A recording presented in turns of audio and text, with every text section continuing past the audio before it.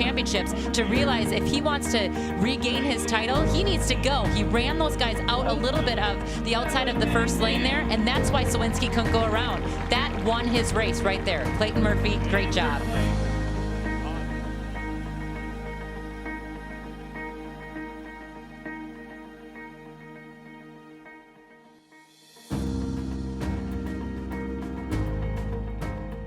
I think training for the Olympic Games, especially as a track and field athlete, as someone who doesn't have necessarily like a team support like a basketball player would, it can be difficult. And I think it's more difficult than just the physical aspect of it. There's a lot of mental things of getting yourself out the door, or the mental side of literally just training and pushing yourself completely alone. For me, I really found that click where running and track and field was something I wanted to do really beyond high school and into college, and hope maybe even beyond. Was in high school, we did this really low-key time trial once, and I just ran almost like I consider the race of my life in practice. And my coach kind of pulled me to the side and said, hey, this is something that you really have a gift for, and I think you really can improve year after year. And that was really my sophomore year of high school, and that's when I really saw in my head that track and field running was something that I enjoyed and that I had talent for, and I really wanted to pursue beyond high school. Whether it's my diet, whether it's my sleep, whether it's getting the right recovery, I really look at myself as training for the Olympics as a 24/7 job, and I try to do all the little things throughout the day, throughout the week, and every day leading up to the Olympic trials and the Olympic Games.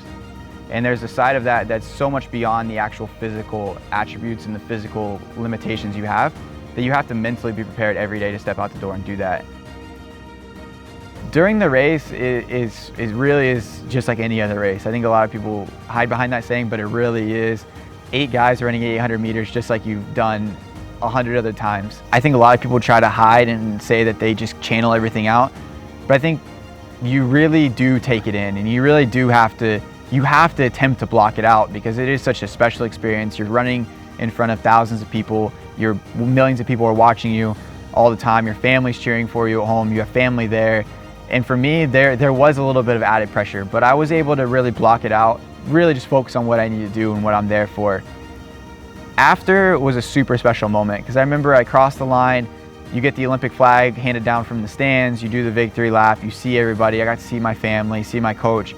It was just an extremely special 20 minutes around the track, and it didn't feel like 20 minutes, it felt like 2 minutes, because the moment was just so great. And for me, I'll never forget that. If you're chasing a dream, if you're trying to start a business or set a new goal, I think for me, you just can't be afraid of failure. The things that I learned along my way through my career, through the mishaps, through the failures, through the times I've come up short, those lessons I learned are just something you can't ever find in a book, you can never learn about online, and you have to experience those things for me. So I think you cannot be afraid to just chase what you want to chase, go after what you want to go after, and really put everything you have into it. Otherwise, you're never going to know what you can achieve and where you can go if you don't put yourself all the way in with no regrets.